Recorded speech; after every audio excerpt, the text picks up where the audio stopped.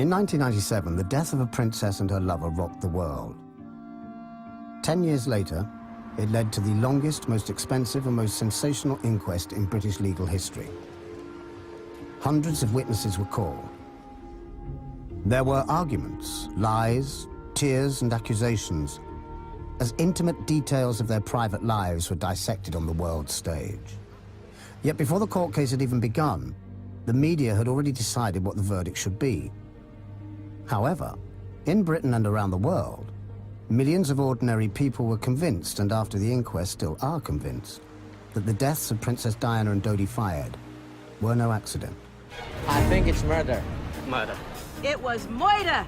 For me, I think it was a murder. Murder. In my opinion, there can be no doubt that she was actually murdered.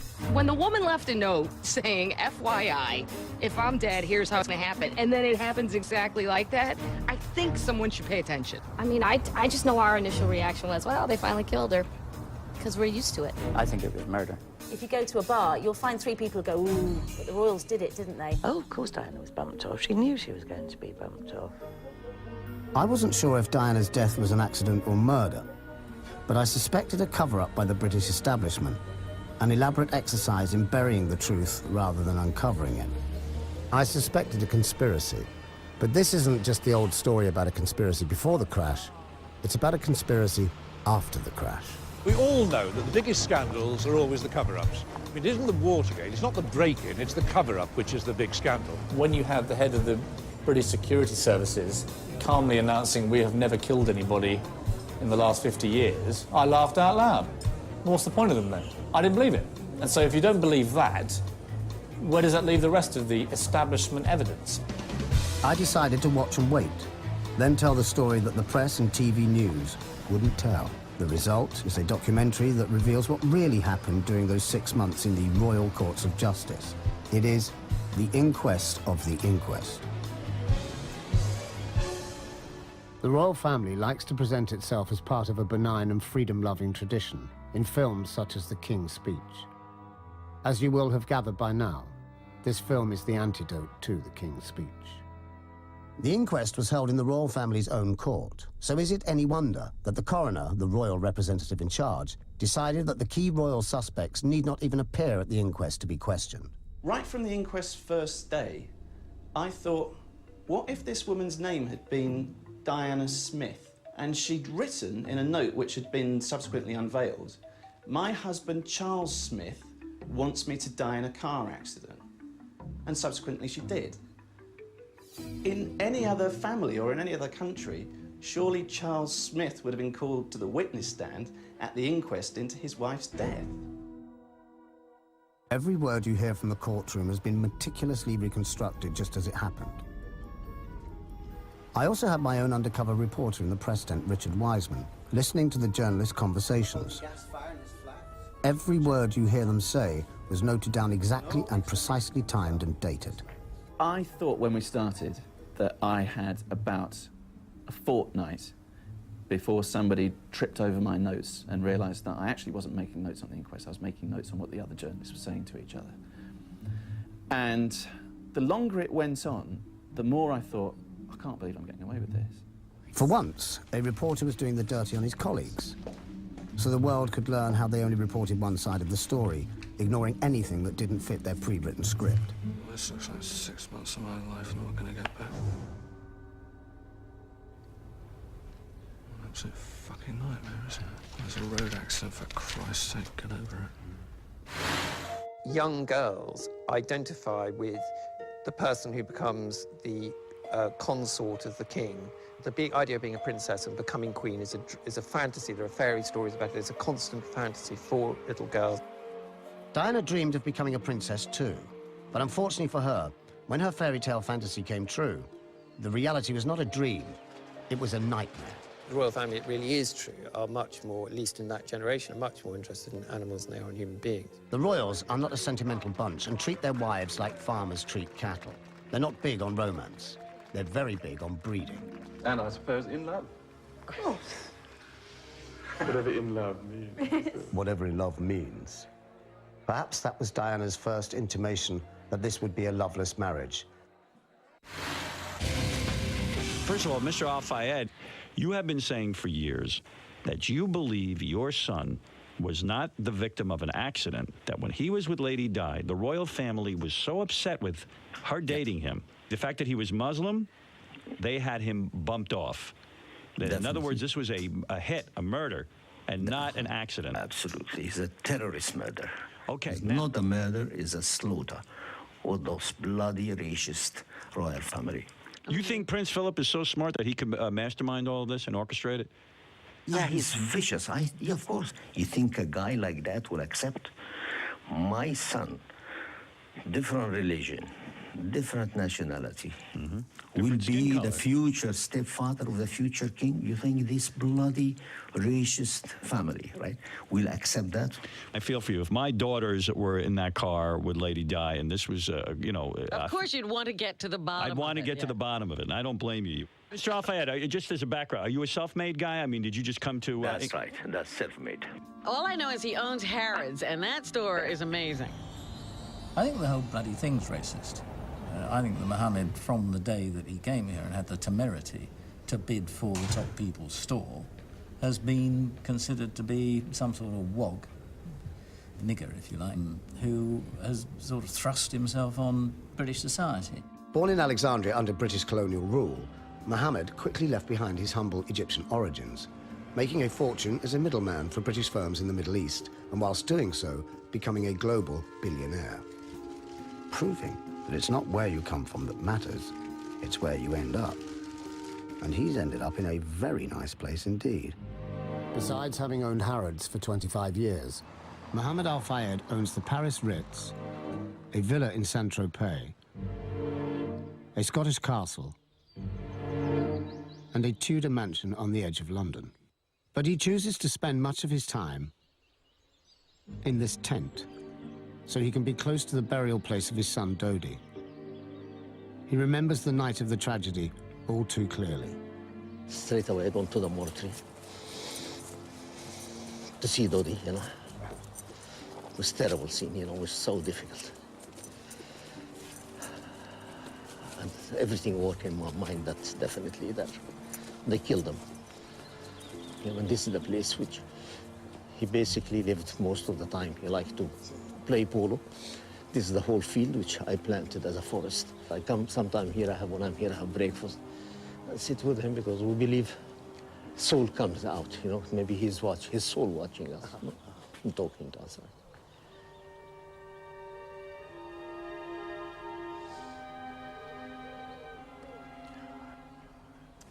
It's difficult.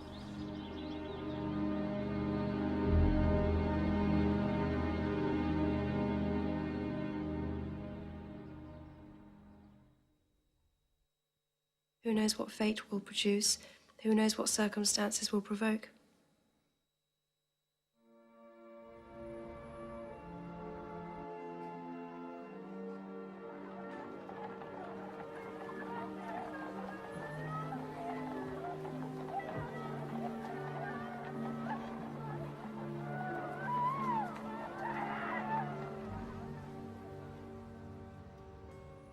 The crash happened on the 31st of August 1997, the last day of an extraordinary month for Diana.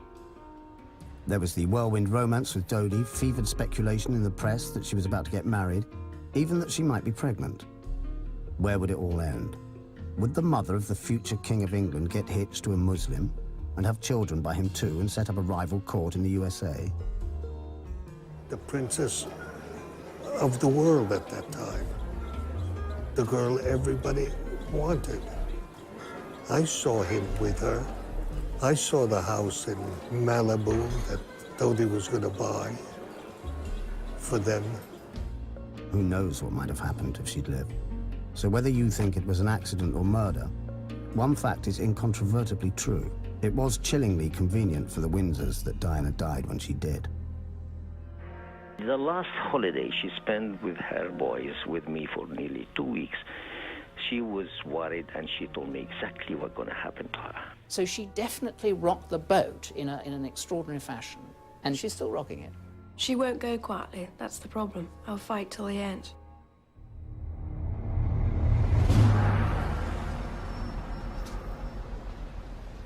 It's day one of the inquest into Diane and Dodi's deaths. Some say the cause was a drunken driver called Henri Paul. Some blame the paparazzi. Others suspect foul play, a staged crash involving a mysterious white Fiat Uno, perhaps on the orders of Prince Philip. The French report into the crash has been kept secret. The British report was riddled with contradictions. Several coroners came and went, and attempts to hold the inquest without a jury were overturned. So here we are, at last, at the start of an inquest that may finally turn the full floodlights onto the workings of the British establishment and the royal family. The media call this the Diana Inquest, forgetting that 3 people died in that crash, not just Diana, but Dodi Fayed and driver Henri Paul too. Apparently there is a meritocracy even in death, and some demises are considered more important than others. That's me, Keith Allen, outside the Royal Courts of Justice. Note that name, Royal Courts of Justice. A sure sign of impartiality in a case where the credibility of the royal family is on trial. In the Royal Courts of Justice with a judge, or coroner as he's called here, who has sworn an oath of allegiance to the Queen and as Queen's counsellors on every side, and has already said that he is minded not to call senior royals as witnesses. Historically, the relationship between the royal family and the courts has been difficult, mainly because every judge has taken an oath of allegiance to the Queen. Now, if you've taken an oath of allegiance to the Queen and you have a legal case involving the monarchy, I mean, you're going to be biased, aren't you? Curiously, the media have decided the outcome of the inquest before it has even begun, and have already declared it a waste of time and money.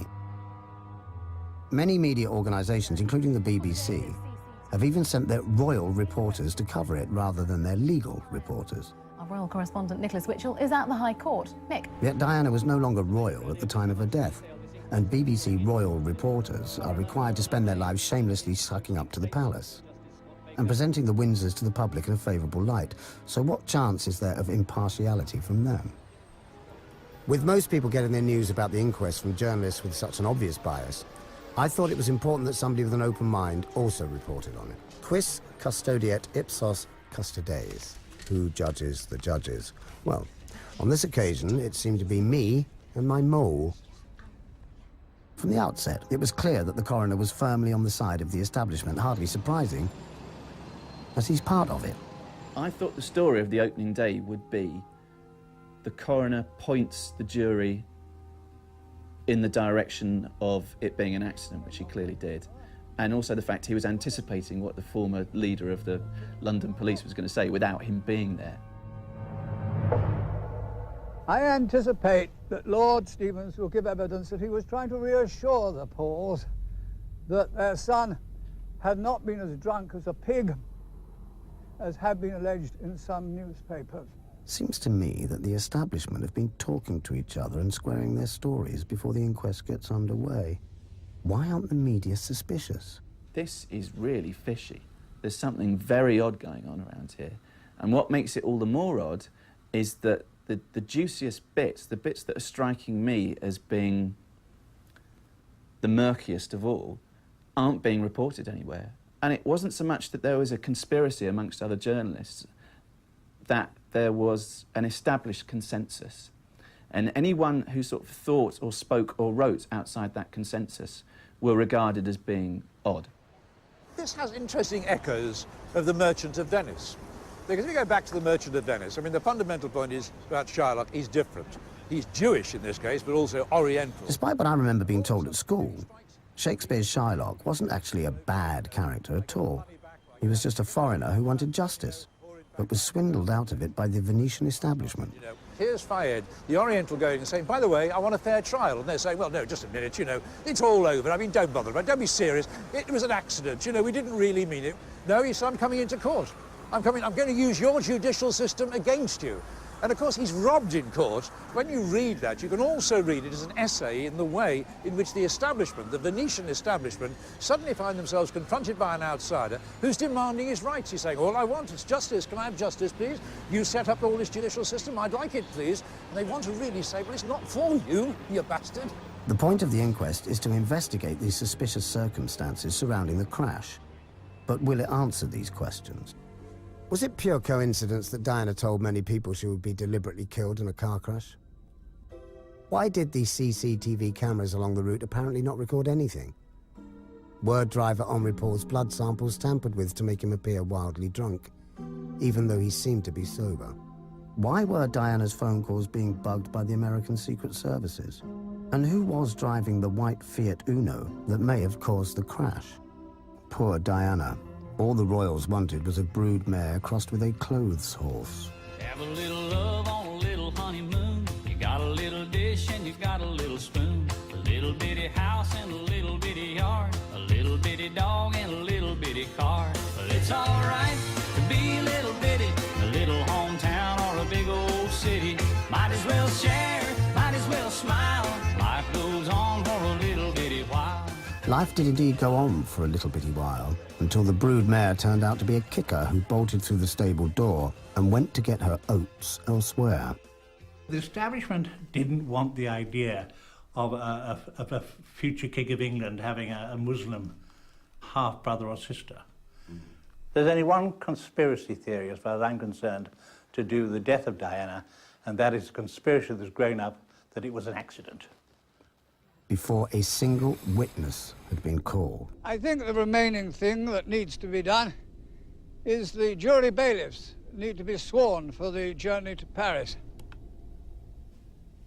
See you in Paris. This is where the jury will gather to retrace Diana and Dodi's final journey. We'll have to be careful not to film the jury, because we could be sent to prison for contempt if we show their faces, even though anyone who bothers to come here can see perfectly well who they are.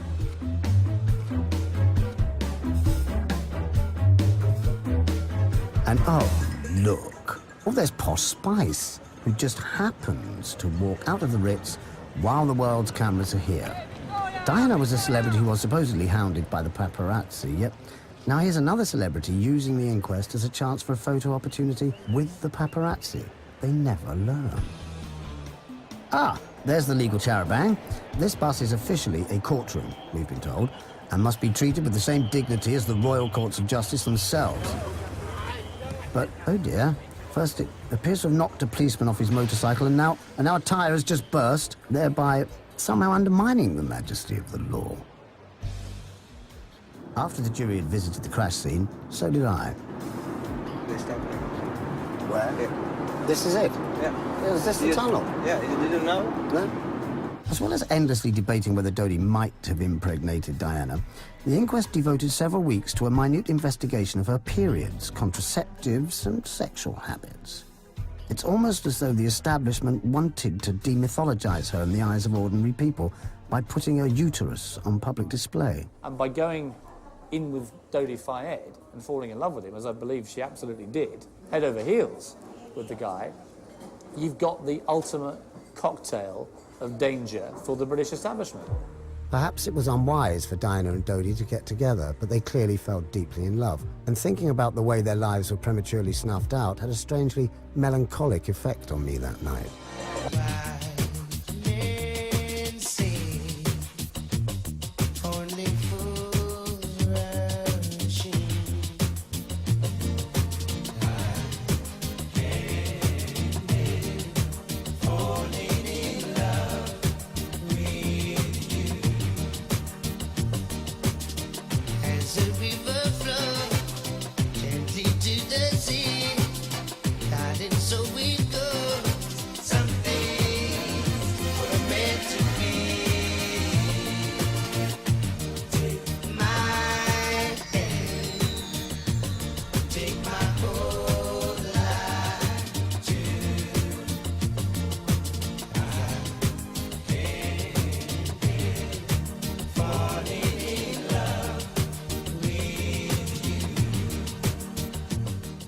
Right from the start, the circumstances surrounding the crash were suspicious. Within a day, before tests on Henri Paul's blood had even been completed, the French authorities had leaked a story to the press that this was a simple accident caused by a driver who was drunk as a pig. Although the only alcohol he seems to have consumed that night was 2 Ricards, less than 1/4 of the amount the French authorities claimed he'd drunk. He certainly seemed sober minutes before he drove the Mercedes, and within hours of the crash, French police had allowed a road-sweeping van to wash away all the evidence. What a coincidence. That's exactly what the Pakistan police did in 2007, when they immediately hosed down the place where Benazir Bhutto was assassinated. It's so much easier to claim that a death was just an accident if the evidence has been washed away. It's like my electrician. I was at home last week when he arrived, told him what I was doing, and he immediately turned round and said, "Oh yeah, but MI5 did that, didn't they?" And the trouble is, intelligent people believe this shit and get carried away with it. I mean, people do love a conspiracy theory, don't they? Ah, the gentleman of the press. This is the only way most people get to know what's going on at the inquest, and there's no doubt that almost all of the media had already reached their verdict long before the inquest started. Yet most of the hacks covering it didn't understand the detailed evidence they were hearing, and had no idea of how the establishment was manipulating events behind the scenes and deciding what could and could not be said. The coroner even prevented the jury from knowing about the state of the relationship between Philip and Diana. The prince's letters were redacted, as the court called it, or censored into incomprehensibility, as the rest of us call it. When a close friend of Diana's wanted to tell the inquest about deeply hostile letters that the prince had written to Diana not long before her death, she was forbidden to do so. Initially, I had great hopes for the inquest until I got the gagging order on me. Somebody came in and said, "Oh, you're not allowed to mention the content of the Prince Philip letters." And in effect, it's like having gagging orders slapped on me. The first one was making aspersions on her moral character. It was doubting her faithfulness to Charles before Harry was born. And you just wonder how many people have been paid off in this whole charade. It's not fully transparent. If I've had a gagging order, other people have had a gagging order. Why weren't the press more suspicious?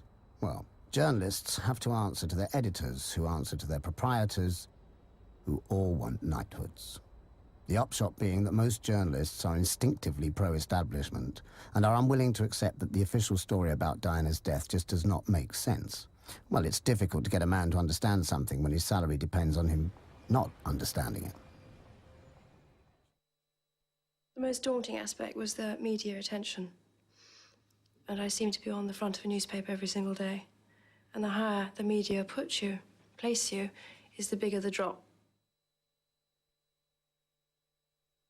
Just after midnight on the 31st of August 1997, Diana and Dodi left the Paris Ritz in a Mercedes driven by Henri Paul. Diana sat in the rear right seat. She habitually wore a seatbelt, but on this occasion, she did not put it on. When the car was subsequently examined by a crash expert on behalf of the Metropolitan Police, the rear right seatbelt was found to be defective. Had it been tampered with? Was this why Diana was not wearing a seatbelt that night? And why was the inquest not told about this? Some of the paparazzi outside the hotel set off in pursuit, but their scooters and motorcycles were unable to keep up with a much more powerful car. Police evidence given at the inquest confirmed that by the time the Mercedes entered the Alma Tunnel, all the pursuing paparazzi had been left far behind. Yet eyewitnesses saw several motorcycles and a white Fiat Uno surrounding the Mercedes and blocking its progress as it entered the tunnel. There was a very bright flash. Then the white Fiat Uno collided with the Mercedes, which lost control and crashed headfirst into a concrete pillar. All the other vehicles have never been identified. And they've certainly been excluded as being paparazzi because there was a very close analysis done of all the known paparazzi who were on duty that night, and they could all be accounted for. So, who was riding those motorcycles? Who was driving the white Fiat Uno? Witnesses saw the Mercedes being closely pursued and surrounded by several motorcycles as it drove into the Alma Tunnel. Now, the jury in their verdict found that following vehicles were guilty of manslaughter. The media read following vehicles and translated into paparazzi. Now, the jury never said that. So the question is, who owned or who was driving the other vehicles, either motorcycle or car? The jury decided that these unidentified drivers had committed a criminal act. So why are neither the French nor British police trying to trace these killers? Do MI6 kill people? Are they allowed to? Sir Richard Dearlove said he was unaware of MI6 ever having assassinated anyone.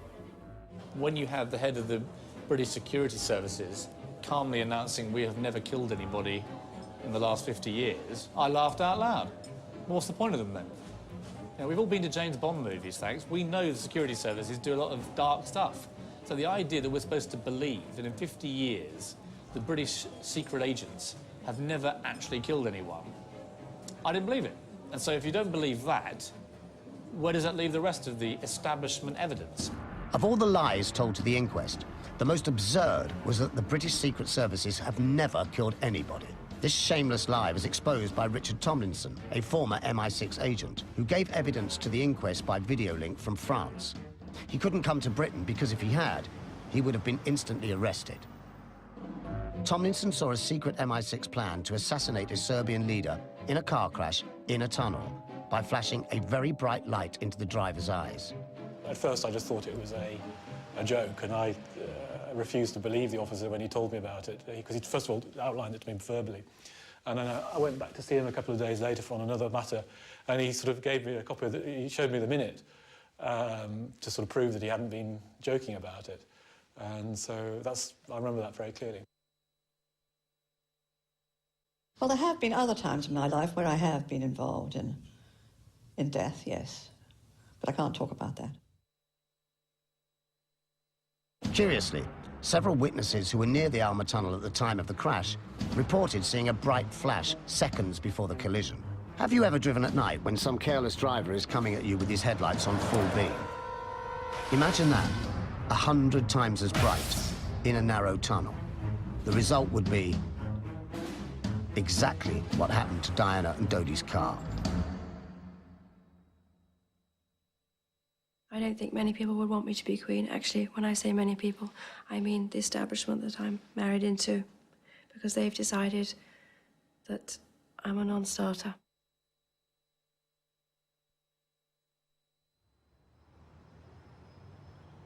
The question that haunts me is around the time of the crash, that she wasn't taken more rapidly to a hospital. There was a sort of time period that wasn't properly explained about her treatment on the ground.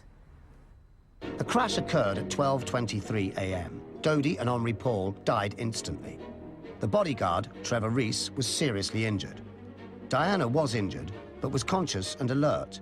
And had she received prompt hospital treatment, she could well have survived, but she didn't. Instead, an ambulance containing Dr. Jean-Marc Martineau arrived at the scene. Although other ambulances were also present, he took sole charge of the princess and made a series of bizarre and disturbing decisions that sealed her fate.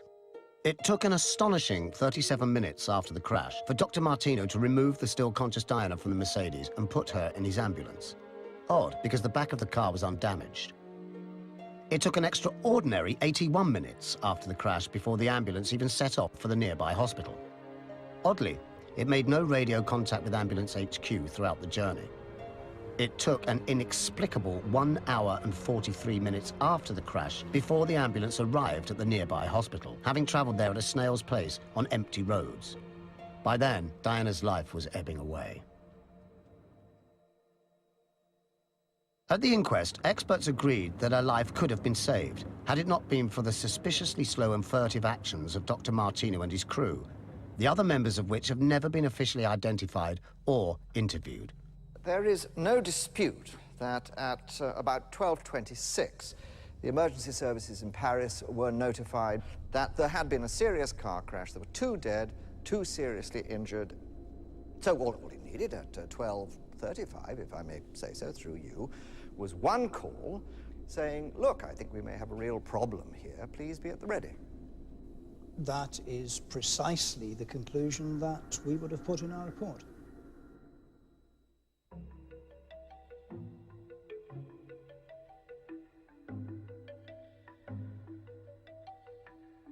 The BBC's chief royal correspondent used to pay particularly close attention.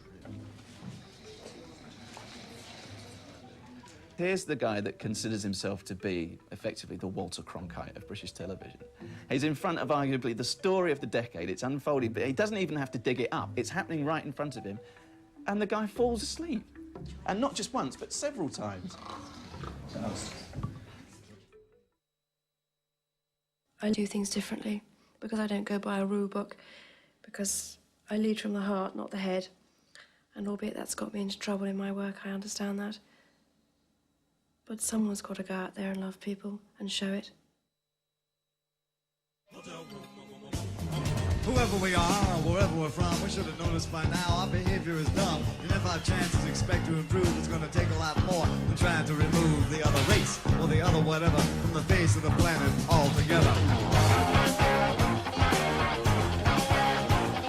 They call it the Earth, which is a dumb kind of name, but they named it right because we behave the same. We are dumb all over. Dumb all over, yes we are. Dumb all over, near and far. Dumb all over, black and white. People, we is not rap trained.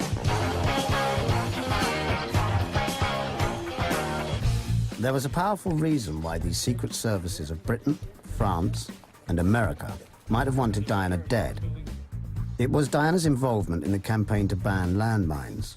A worldwide movement to ban anti-personnel landmines gathered speed during 1996. To everyone's surprise, even the world's most powerful politician was sympathetic to the ban. To end this carnage, the United States will seek a worldwide agreement as soon as possible to end the use of all anti-personnel landmines. Diana, Princess of Wales, took up the cause with a vengeance. In January 1997, she visited Angola, resulting in the greatest photo opportunity that the landmine campaign had ever had. One down. 17 million to go. Firing.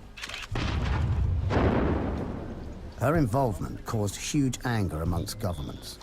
In Britain, Government Defence Minister Earl Howe denounced her. 2 newspapers this morning quoting unnamed minister described as a loose cannon.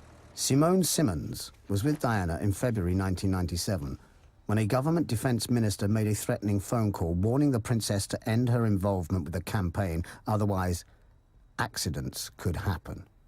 The phone went in her little lounge and she picked it up and then called me over, and there was a voice that was in the middle of a conversation saying, "Don't meddle in things you know nothing about. Accidents can happen."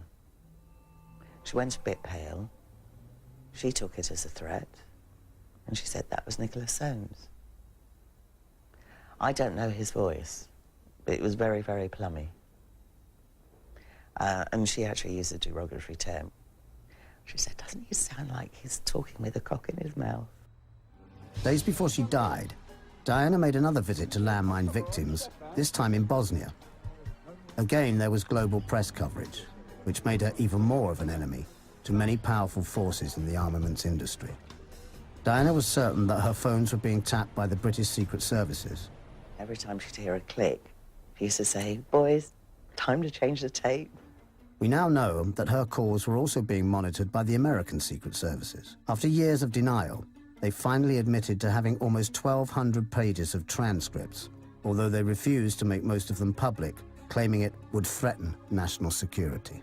Her landmine campaign was clearly infuriating the armaments industry, while her love affair with Dodi Fayed was infuriating the royal family and the British establishment. So there were an awful lot of people who wanted Diana and her Muslim lover dead. It's weird that at a time when you know the establishment can think of nothing worse than Dodi Fayed, son of Muhammad, marrying and possibly impregnating Diana, that she's conducting a major international offensive against landmines with all the crippling economic problems that would bring for the British establishment again. And the British and America. And America.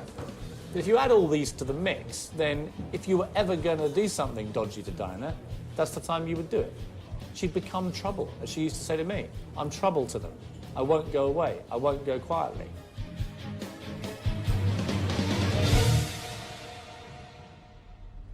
Presidents have been killed for less.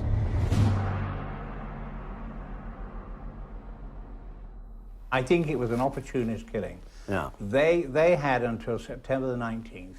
Why till then? Because that was when the conference was going to take place in Oslo on landmines. Less than 3 weeks after the crash, the key Oslo meeting began. With Diana out of the way, most of the world's press didn't even bother to attend. When they killed Diana on the 31st of August, 19 days later, Bill Clinton was the only Western leader who voted against a ban on landmines, something he would never have done if she was alive, had he had to look in Diana's eyes. Many investigators believe that this was the real reason Diana was killed. Yet, the coroner barely raised the issue.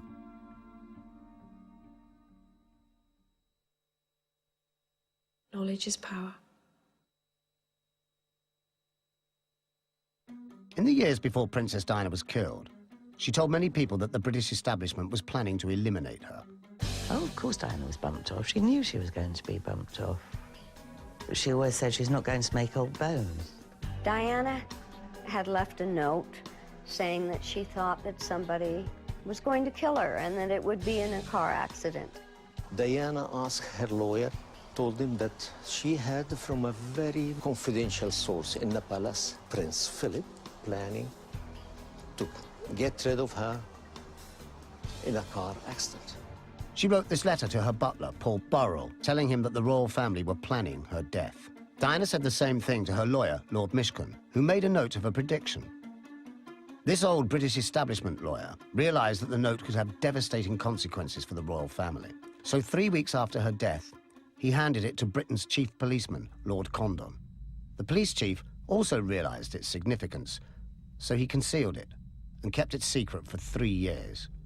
The first question, and you've agreed, is there a legal obligation to hand over potentially relevant material? There's an unequivocal answer to that, which is yes. Agree? Yes, I do. That was Britain's top policeman admitting that he broke the law by concealing this devastating evidence. Right. Well, I'm going to make it very plain to you, Lord Condon, that the reason why potentially relevant material was not handed over to the coroner is because you were sitting on it, knowing that something had gone wrong in Paris linked to the activities of British state agencies. You are suggesting, are you, that Lord Condon was part of a criminal conspiracy? Well, I'm suggesting, yes, that he's part of an agreement. That is one of the most serious allegations that could ever be made of someone in my position, and I unequivocally, totally refute it as a blatant lie. If, in September 1997, this information had gone public, nobody would have spoken anymore about the paparazzi, about Henry Paul. The only thing the whole world would have focused on would have been Diana's fears, Diana's predictions on how she would be killed by the British establishment. In 1995, Diana summarized her fears in a phone call to a producer of this film. If you're a strong woman in my environment, you're a problem. So I'm a hell of a problem. I don't have time, an awful lot of time for hobbies, but keeping alive, one of them. Keeping alive, keeping alive, keeping alive, keeping alive. Sadly, she signally failed in this quest. Lord Condon wasn't the only senior policeman to hide the lawyer's note. Lord Stevens, his successor as police chief, concealed it for a further 3 years. Both men broke the law. Both men were made lords by the Queen. I'd like to be a queen of people's hearts, in people's hearts. But I don't see myself being queen of this country.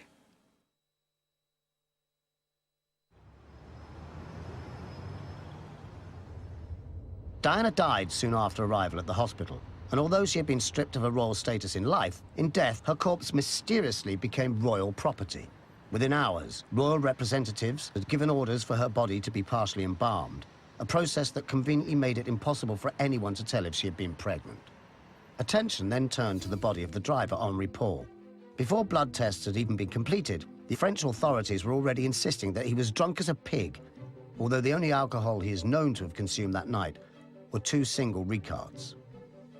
This is Henri Paul minutes before the fatal crash. Far from looking drunk as a pig, he seems to be sober as a judge. An autopsy was carried out on Henri Paul's body by Professor Dominique Leconte, a doctor who is notorious in France for covering up medical evidence that is likely to embarrass the state. If her own account is to be believed, she conducted the world's worst autopsy on the corpse of Henri Paul, committing at least 58 basic errors. Every medical expert at the inquest agreed that her results were not only inept, but biologically inexplicable too, and that her report was untruthful.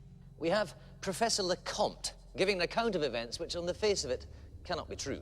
So you are pushing at an open door. There are clear inconsistencies in Professor Lecomte's account.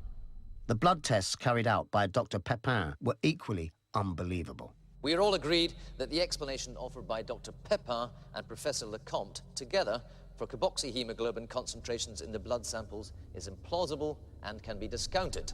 Yes, so one is left with either analytical error or a mystery.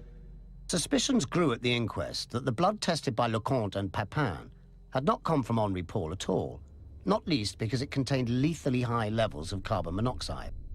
Professor, you said you found it astonishing, the similarity. 1.73, 1.74, 1.75. What are you suggesting there? That suggests to you that the results have been cooked, or what?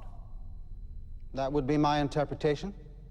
You mentioned that one explanation is that the blood samples didn't, in fact, come from Henri Paul. That's the most obvious explanation, that it isn't actually Henri Paul's blood we're looking at. The idea of a classic switcheroo may sound far-fetched, but every scientist involved in the inquest signed a joint statement saying that the blood test results for Henri Paul were biologically inexplicable.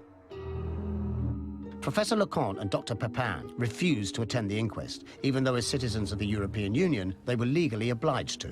They were protected by the French government, who publicly cited reasons of public order for the refusal. However, it has since emerged that the real reason was the protection of state secrets and the essential interests of the nation. This is the law the Ministry of Justice has used to help and protect Professor Lecomte and Dr. Pepin. So the fact, the legal fact, is that there are state secrets that are protected and that Professor Lecomte and Dr. Pepin know about. In 2006, a team of scientists offered to carry out DNA analysis on some of the samples to determine if the blood really was Henri Paul's. They were told by the French authorities that the samples no longer exist. Well, my husband's side were very busy stopping me. Diana was unstable. They decided that was the problem.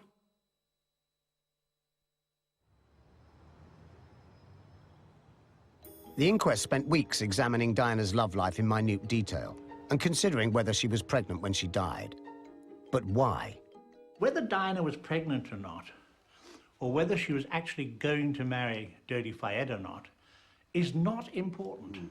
It's whether the establishment believed she was pregnant or believed she was going to marry Dodi. That's important. And there's no doubt at that moment the majority of them did believe both those things. What did become clear was that within hours of Diana's death, her body was pumped full of embalming fluid, so no pregnancy tests were possible. And soon after, she had her reproductive organs removed under the watchful eye of the royal coroner. There is a trip, the trip from Paris to 45. How can you embalm a body and very short distance of travel? Why do you think they embalmed her, to hide the pregnancy? Because they had to corrupt the body because she was pregnant. She had to take all her guts. So, was Diana pregnant at the time of her death? We'll never know for sure, because the French and British authorities destroyed the evidence. And the blood tests which were taken when she arrived at the hospital, and which could have confirmed if she had just become pregnant, have mysteriously vanished.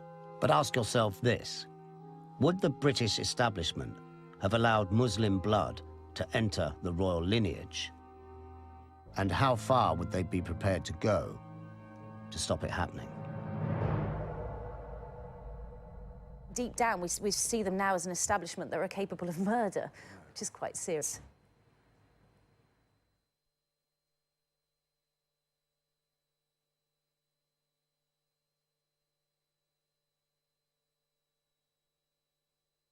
I was very bad lunch and he started blubbering. I just felt really sad and full of empty. I thought, bloody hell, what have I done for this bloody family? If you want to be like me, you've got to suffer. Yep, you have to. And then you get what you... Get what you want? No, get what you deserve, perhaps.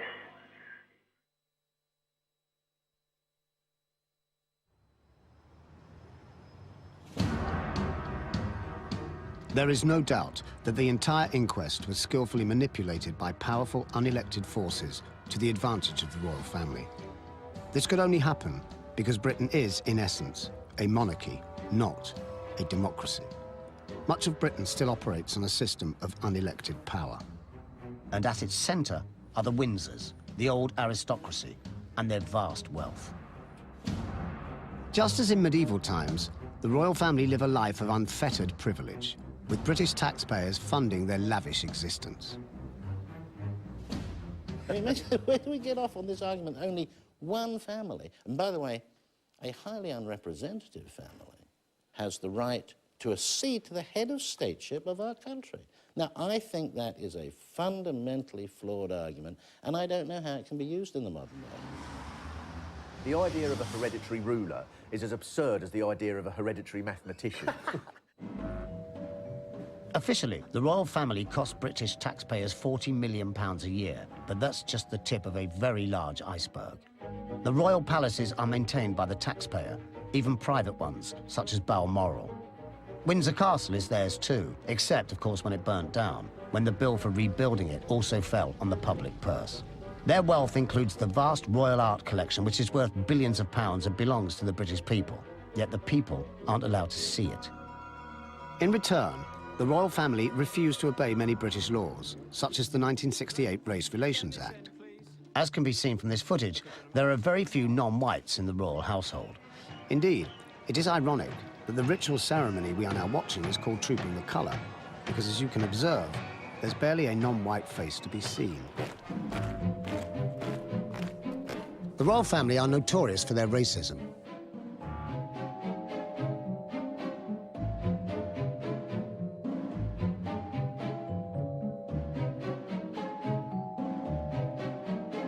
These phrases have all been said by the royals in public, so God alone knows what they say in private. This racism is nothing new. There was a close relationship between the British royal family and the Nazis during the 1930s, details of which remain a closely guarded secret. Were you surprised when you started to find out about, specifically, their relationship with high-ranking Nazis? I mean, Philip's especially. I was very surprised when I found out about Philip's sisters and their connection to Hitler. The fact that the Queen Mother and her husband were inclined more towards Hitler in the beginning. So why does Britain still tolerate its racist royal family? The only serious argument that defenders of the monarchy can muster nowadays is that the royals are good for tourism, and even that is suspect. They're not good for tourism. That's what they say. Whenever someone says that, I always think, right, so countries that don't have a royal family then, like Ireland or France or America, no tourists ever go there then. Because tourists would go to the top of the Eiffel Tower, look out and go, oh, I don't know, it's not a bad view, but the lack of a monarch spoils it somehow. Despite presenting itself as a charming and picturesque relic of the past, the royal family retains a ruthless grip on power in 21st century Britain.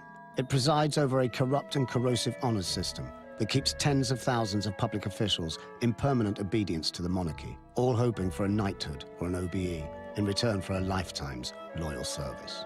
These are the people who operate Britain's system of government: judges, coroners, civil servants, police chiefs, permanent private secretaries, members of the secret services, and privy councillors.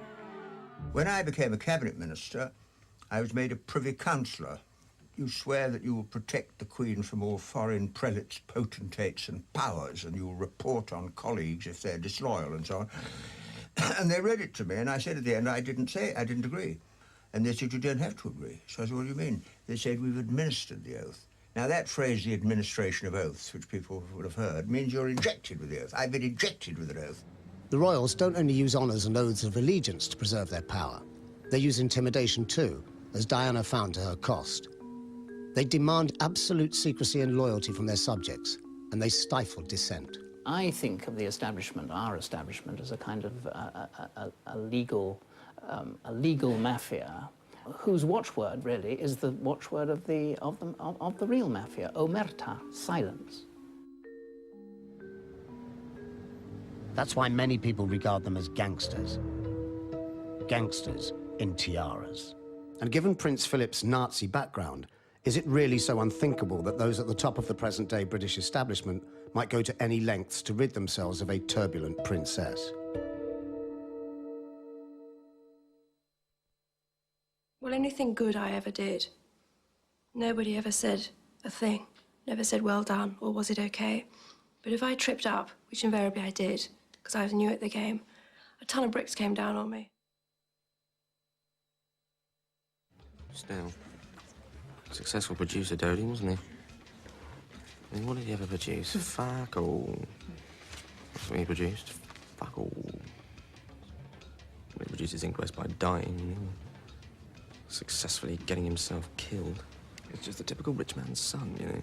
Talentless son of a rich father, then pisses all his dad's money out the wall. You think of that stereotype? And that's Dodie. The media called this the Diana Inquest, forgetting that it was also an inquest into the death of Dodi Fayed. In life, Dodi was described by the Duke of Edinburgh as an oily bedhopper. In death, he was dismissed by the press as a worthless playboy.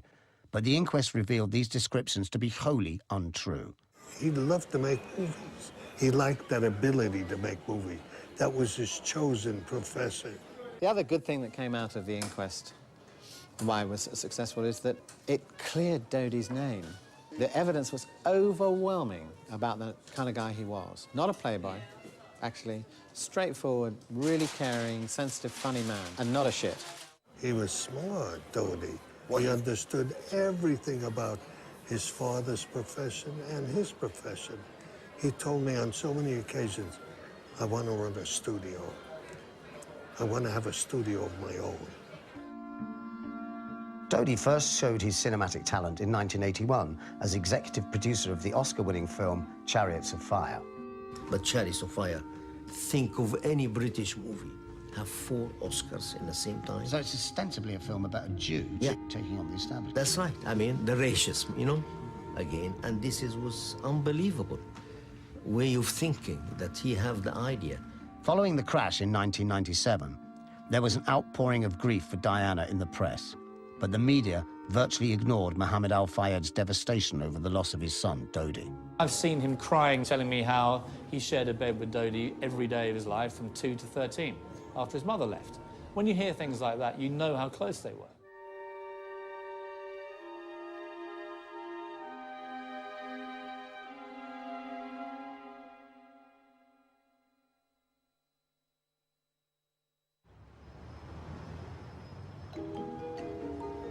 Despite lasting 6 months and claiming to be an in-depth investigation, the inquest failed to find answers to many basic questions regarding Henri Paul. If he really was a chronic alcoholic, this would have been diagnosed during the stringent medical examination he underwent 3 days before the crash while renewing his pilot's license. But he passed the medical with flying colours. So why wasn't the doctor who gave him a clean bill of health called to the inquest or ever interviewed by the police?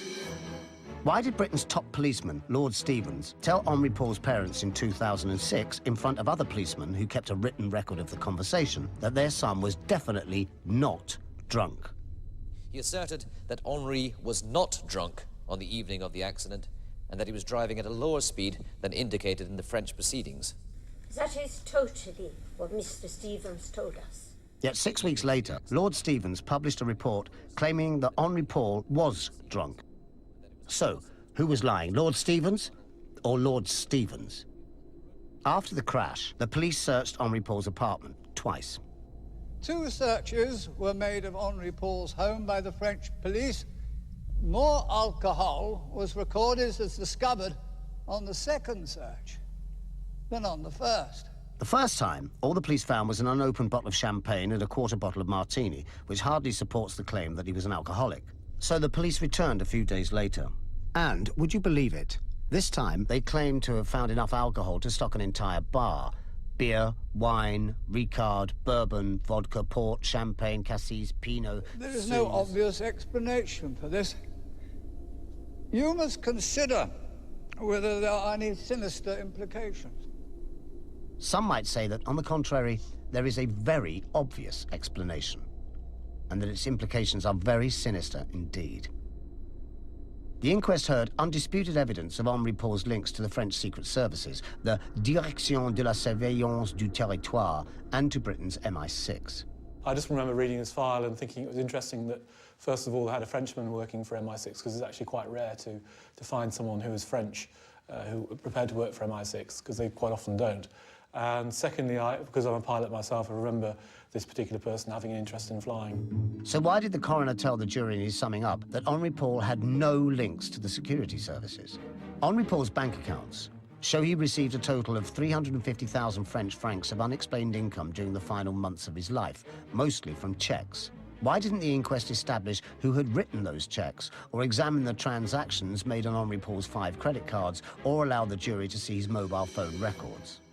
Why did Henri Paul go missing from the hotel for 7 minutes at 10:36? Was he meeting an accomplice in the Place Vendôme?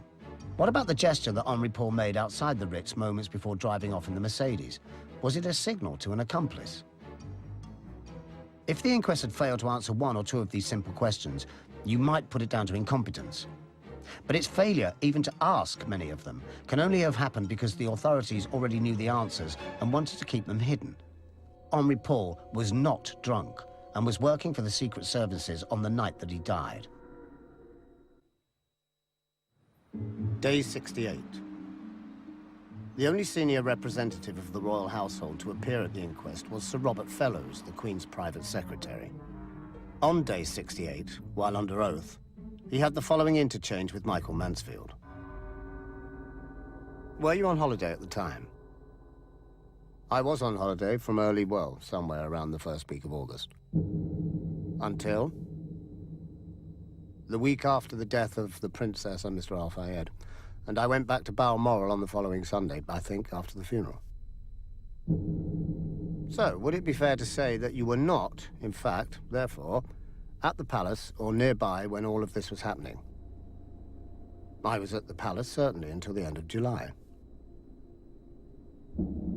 Fellowes unequivocally told the inquest that he was on holiday for the entire period before and after Diana's death, and did not return to work until after her funeral. Now, let's move to January 2011, and the publication of the diary of Tony Blair's press secretary, Alastair Campbell. 31st August. At about 4 a.m., I got a flavour of the royal establishment's approach when I had a conference call with Robert Fellowes. You know about Diana, do you? She's dead. It was all very matter-of-fact. 1st of September, meeting at the Lord Chamberlain's office, attended by Robert Fellowes. 2nd of September, 10 a.m. Fellowes and I had a discussion. 3rd of September, Fellowes called early. 4th of September, I had another discussion with Fellowes. 5th of September, Fellowes said we had all worked well together. Far from being on holiday, as he had claimed under oath, Fellowes was at the very centre of Diana's funeral arrangements, overseeing her burial throughout the week. Fellowes was the man that Diana had described to friends as one of the 3 names that I fear. He hates me. He will do anything to get me out of the royals. Sir Robert Fellowes was made a lord in 1998.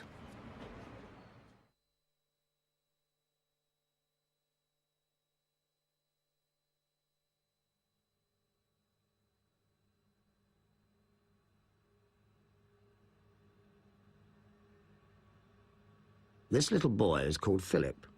His full name is Philip Schleswig-Holstein-Sonderburg-Glucksburg, and he grew up in Germany. He was raised amongst his Nazi in-laws, some of whom later became high-ranking members of the SS. His Nazi relatives then sent him to this school in southern Germany, where he studied for a while under the Nazi curriculum. Philip later recalled that there was much heel-clicking and shouts of Heil Hitler were compulsory.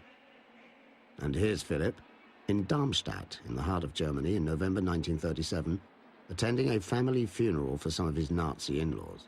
Marching in front of a Sieg-Heiling crowd, this is Philip, next to Christoph, his SS brother-in-law, and Philip, his Nazi stormtrooper brother-in-law. Imagine if a man with a past like this had somehow ended up marrying into British aristocracy. Well, he did. And as we know, he got first prize. He became the Duke of Edinburgh, also known as Prince Philip, after marrying Princess Elizabeth, the future Queen of England.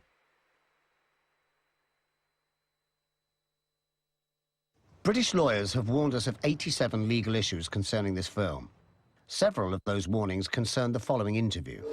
I think Prince Philip is somebody who is devoid of any internal sense of right and wrong. So deep down, he cares nothing about anybody else. He regards everybody else as potentially a threat. He is completely selfish. And that is very like Fred West or any other psychopathic individual. Oliver James is one of Britain's leading clinical psychologists.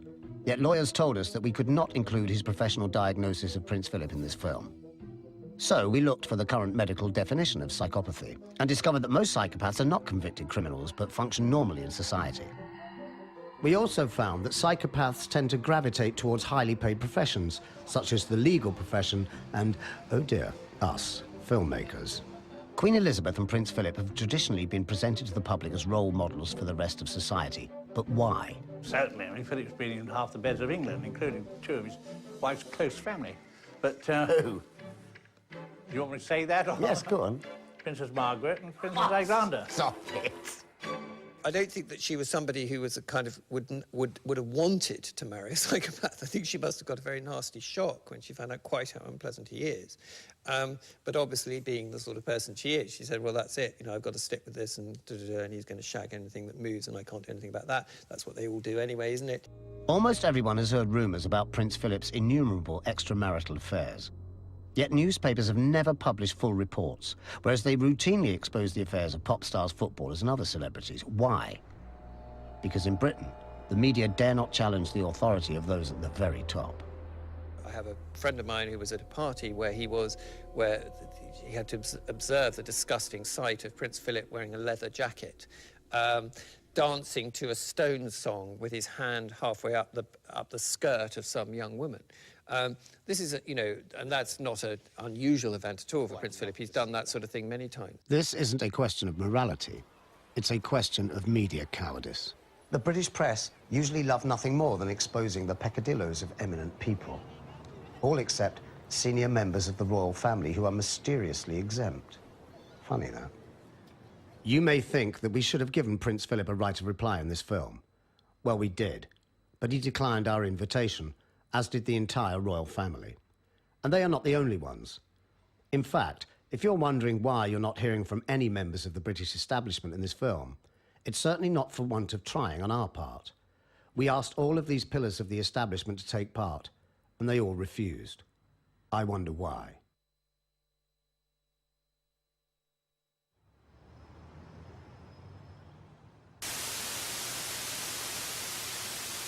What you are seeing is what the CCTV camera at the entrance to the Armour Tunnel was recording at the time of the crash. Nothing.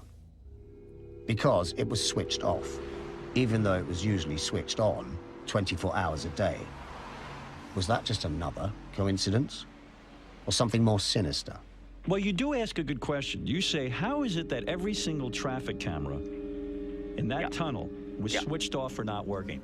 Even though no cameras recorded the crash, it is beyond doubt that a white Fiat Uno collided with Dodi and Diana's car in the tunnel and contributed to their deaths.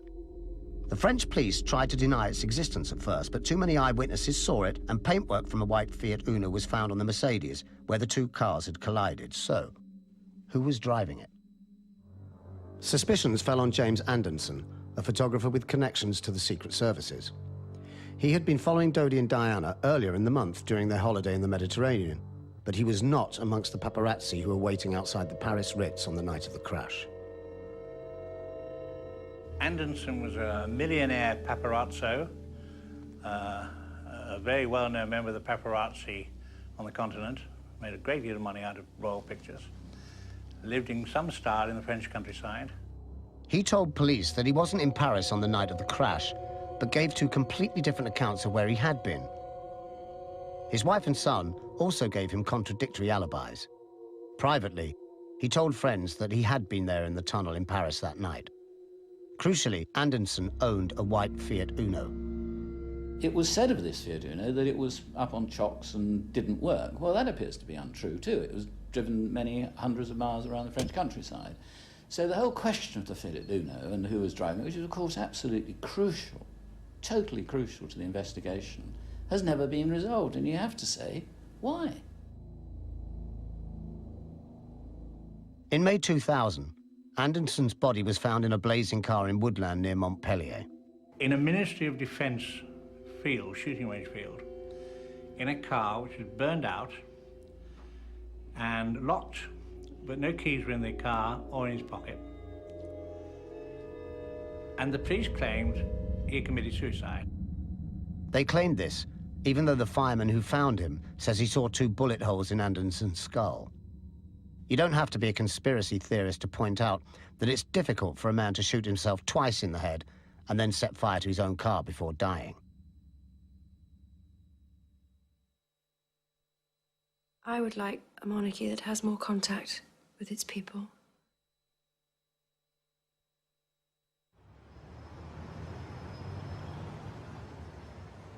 By the end of the inquest, so much suspicious evidence had been heard that the establishment coroner could take no chances. So he prevented the jury even considering murder as an option. His summing up lasted almost 3 days, during which he continually distorted the evidence, ignored much of the eyewitness evidence, and tried to convince the jury that the crash was nothing more than an accident.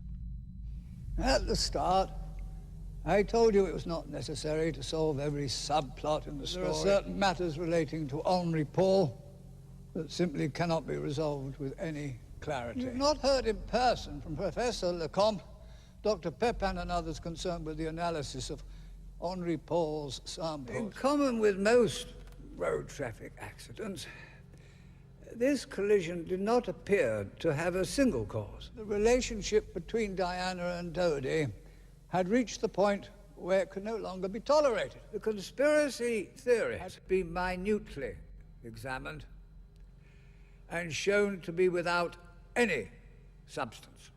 Will you please now retire to consider your verdicts? But the one thing the establishment and the royal courts couldn't fix was the jury. 11 ordinary men and women who ignored the coroner's one-sided summing up and instead spent almost a week examining the evidence for themselves. Richard Wiseman, diary entry. It's day 93 and we're still waiting for the verdict. Nobody around me can understand why the jury are taking so long. The hacks all expected a verdict of accidental death to be returned within seconds. Oh, did you see those sandwiches they just took in for the jury? Yeah, I mean, my worry is they look far too good. You know, if they'd given them some curled up shite, you know, they'd agree by 2, give the verdict by 3 and be home by 4. Fact is, it's becoming painfully obvious that the jury, unlike the press, bothered to listen to the evidence, and they are now analysing it very, very carefully.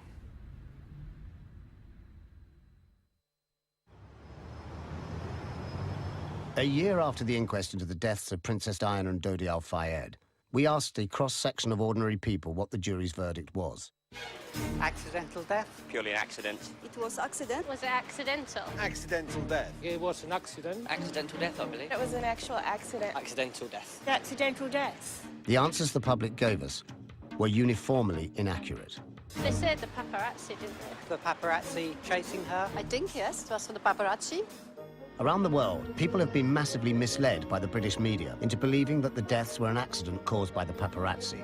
But in reality, the jury did not blame the paparazzi, and they decided that the crash was not a mere accident, but something much more serious. In the end, the jury delivered the most powerful verdict that the coroner had left open to them. Unlawful killing is defined in law as homicide or manslaughter, and the jury blamed the following vehicles, not the paparazzi. What is also interesting, overlooked, I think, almost totally by the media and commentators, was the wording of the verdict.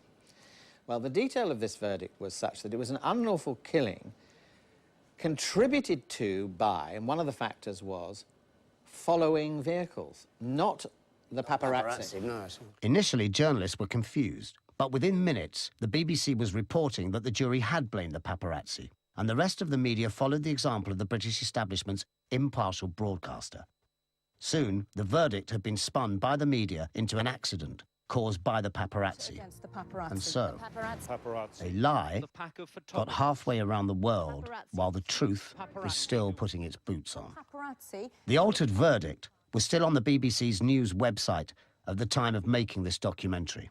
Whether it was a case that the commentators in the end wanted it to be the paparazzi, and so immediately assumed that, and hadn't, and often some of them didn't really follow it on a daily basis. They might read in the odd transcript, and certainly a change of that kind, which was very important because following vehicles was a much bigger category than just paparazzi because of the reasons I've just given. That nobody either wanted to understand what that meant, or if they did, weren't prepared to include it in their commentaries. The media declared that Mohammed Al-Fayed had been defeated, but in reality, the jury's verdict supported what he'd been saying all along. Diana and Dodi were unlawfully killed. 2011, and the British media, after seriously misreporting the verdict, refuse even to discuss what the verdict really means. Their deafening silence speaks volumes about the deeply troubling outcome. There was a feeling of openness about it, and yet at the end of it, I have to say, even as a supposedly educated scientific person, I would still say I don't feel at all confident that it got to the bottom of it. People will still go on thinking there is something happening here because they know the British establishment, they know their capacity for cover-ups. The newspapers in this country really don't want to upset the very top. The most bizarre thing is that normal people in this country who don't necessarily enjoy conspiracy theories, if you go to a bar, you'll find 3 people who go, ooh, but the royals did it, didn't they? I think most of the British public still believe it was dodgy. I believe Mohammed Al-Fayed will always believe it's dodgy. I believe the establishment want it all to just go away for whatever reason, and I don't know the answers to these questions. All I know is that the inquest has probably raised more questions than in the end it answered, and it answered a lot of questions. I would still say it was fantastically convenient for the monarchy that this woman died. Just think what she might be saying now if she hadn't died. Think what a problem it would have created for Camilla. Think of, it would have created serious constitutional problems. Even she was perfectly capable of being somebody who started a movement to end the monarchy. The full facts about the Alma Tunnel crash may never be known, but we do know this for certain. Dodi and Diana were the victims of an unlawful killing, and various parts of the establishment, with their unerring instinct for mutual self-preservation, then seem to have rallied around to cover it up. They covered for each other and suppressed uncomfortable facts, and they think that they have got away with it. The British establishment think that they have got away with murder. But then what's new? They've been getting away with murder for centuries.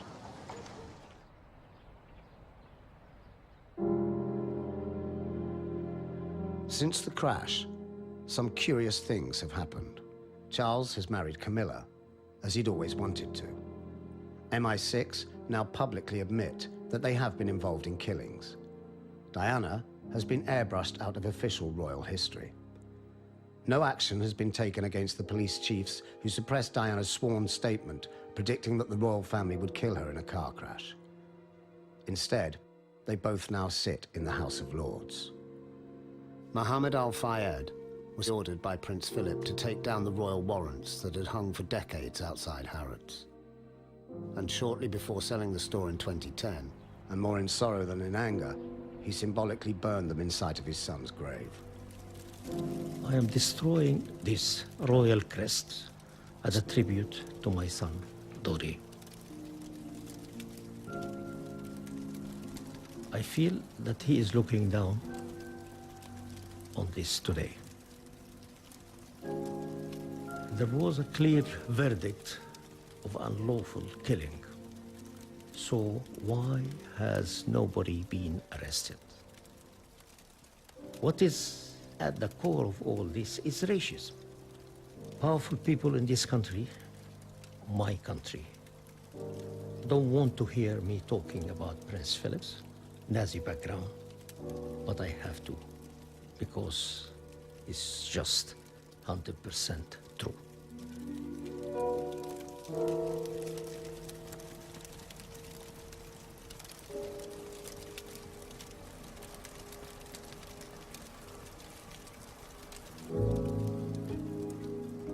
wouldn't accept me or my son. And when he fell in love with Diana, they murdered them.